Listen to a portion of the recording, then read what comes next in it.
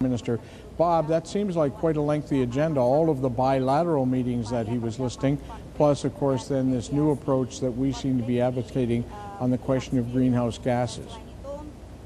Well, Mike, I think that the Prime Minister and the United States Bush administration have the same speechwriters, because the Prime Minister's speech was almost identical to Secretary of State Condoleezza Rice's speech.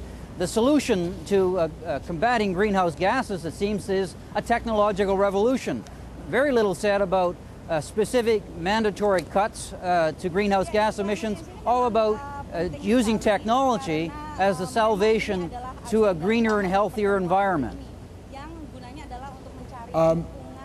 There were 4 topics that the leaders were allowed to talk about or invited to speak on. We spoke about technology. But what about adaptation and mitigation? That's the UN code for actually having to change our lifestyle in order to meet those targets. Did the Prime Minister make any reference to this adaptation and mitigation problem? No, in fact, you know, Mike, I wondered whether the Prime Minister really wanted to be here at the United Nations for this one-day environmental summit of some 80 leaders.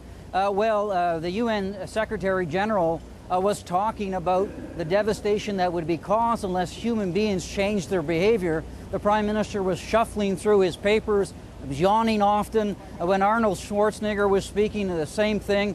He wasn't engaged, it seemed, in listening to what the other leaders were saying. And you got the sense that this was not an area where he really cared about. And of course it lends itself to critics. There was a young boy here, a young teenager, who said he was ashamed of Canada's behavior on the international stage because we don't seem to be taking a leading role in combating global warming.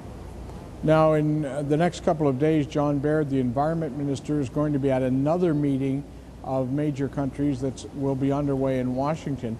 Are we expecting to hear more detail, more precision, or is this basically as far as Canada is going to go on this issue?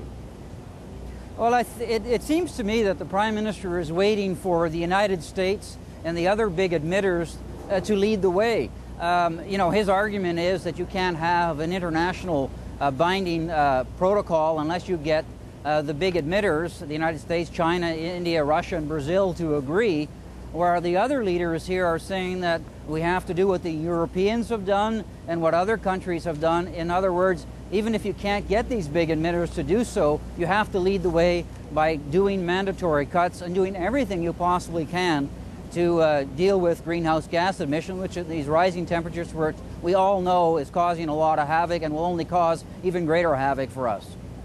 Bob, I'll ask you to stand by for 1 second. We're